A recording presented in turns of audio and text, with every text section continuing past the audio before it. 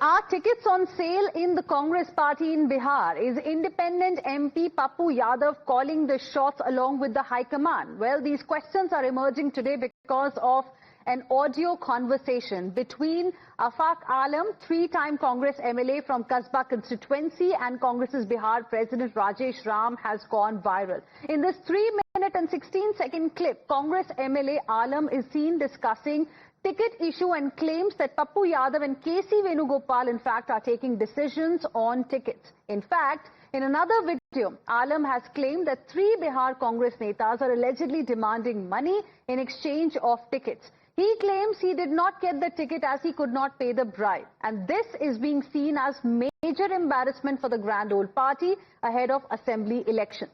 Pappu Yadav has now clarified, saying that Congress is a disciplined party that runs on principles, and the party is upset with Afaq Alam over reports of him cross-voting in Rajya Sabha by polls in 2014. He also mentioned that Congress has fielded candidates who aren't financially well off as well. Listen in first to the viral audio clip and then the clarification from Pappu Yadav, since Pappu Yadav was named in this. हमने कहा था कि भाई एक भी ticket सबको दे रहे हैं। अब आगे खबर कर दिए सर, ऊपर खबर कर दिए sir.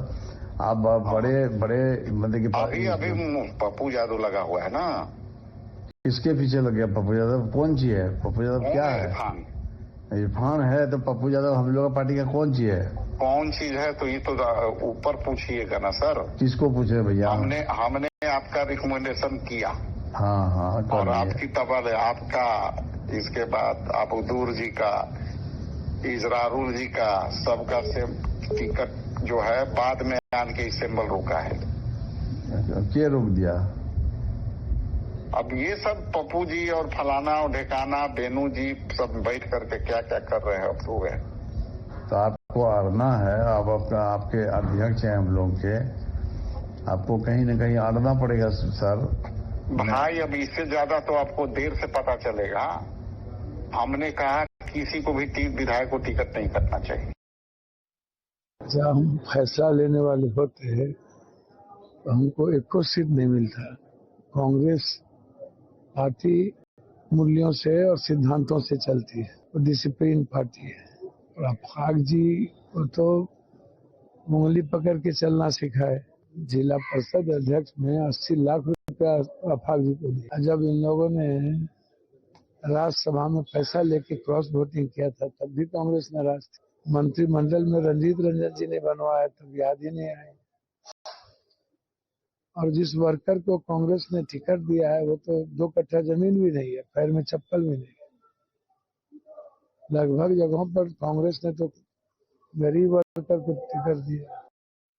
Let's now go across to my colleague Saket, who's joining us live right now for more on this. Saket, now here we have a Congress MLA जो खुद ही सवाल खड़ा कर रहे हैं जिस तरह से टिकट डिस्ट्रीब्यूशन हो रहा है बिहार में कांग्रेस पार्टी के द्वारा, और क्लियरली उन्होंने ये कहा है कि पप्पू यादव इन्वॉल्व है, he is the one calling the shots. और उसके बाद जब उनकी कांग्रेस बीजेपी चीफ से बात हो रही थी, जो ऑडियो क्लिप अभी वायरल है, उसके बेसिस पे उन्होंने ये भी कहा है कि न सिर्फ पप्पू यादव बट केसी वेणुगोपाल। पूरी कहानी क्या है दरअसल, हमें बताइए। देखिए, कई जो विधायक हैं, सीटिंग विधायक कांग्रेस के, उनके टिकट कटे हैं और इसी वजह से ये विधायक नाराज चल रहे थे और उन्होंने प्रदेश अध्यक्ष को कॉल किया। जिस तरह की तस्वीर आई है सामने, जो ऑडियो क्लिप सामने आया है, वो आफाक आलम जो प्रदेश अध्यक्ष यहाँ पर हैं राजेश राम, उनसे फोन पर बात कर रहे हैं। और इस बात के दौरान जो प्रदेश अध्यक्ष हैं वो कह रहे हैं कि यहाँ पप्पू यादव और वेणुगोपाल की बात वो कह रहे हैं कि उन लोगों की संलिप्तता रही है टिकट बांटने में। उन्होंने तो सबका नाम भेज दिया कि किसी विधायक का टिकट नहीं कटना चाहिए, लेकिन फैसला वहां पर लिया गया। तो अब सवाल उठता है कि कांग्रेस के अंदर अगर पप्पू यादव सीट बंटवारे को लेकर फैसला ले रहा है तो आखिर कांग्रेस पर सवाल उठना लाजमी है, क्योंकि वो ना कांग्रेस के सांसद हैं, वो निर्दलीय सांसद हैं। ऐसे में वो किस तरह से टिकट बंटवारे में वहां पर अब उनकी भूमिका है, ये बड़ा सवाल है। ये ऑडियो वायरल है। अभी फिलहाल इस पर लगातार राजनीति चल रही है विपक्ष की तरफ से, चाहे बीजेपी हो या जेडीयू हो, दोनों दलों की तरफ से सवाल उठाए जा रहे हैं कि आखिर कांग्रेस के अंदर जो राजनीति है है वो कितने चरम पर है। और इसका नतीजा भी दिख रहा है, क्योंकि अब तक जो साझा तरीके से कांग्रेस हो, आरजेडी हो, इन लोगों के बीच कोई जो चुनावी कार्यक्रम है वो तक तय नहीं हो पाया है। तो ऐसे में अब 15 से 20 दिन मुश्किल से बचा है विधानसभा चुनाव का, और अब तक ग्राउंड पे पार्टियां नहीं है और अंदर कलह जो है पार्टियों के अंदर इस तरह से दिख रहा है, तो इससे उबरना बड़ा मुश्किल होगा महागठबंधन के दलों के लिए। Saket, thank you very much for the moment for joining us with your inputs on this story. Now viewers, this is clearly more ammunition for the Bharatiya Janata Party to hit out at the Congress party. BJP netas say first it was RJD and now even Congress is accused of selling tickets. BJP also says the alliance of the opposition is essentially Mahagathbandhan. Listen in.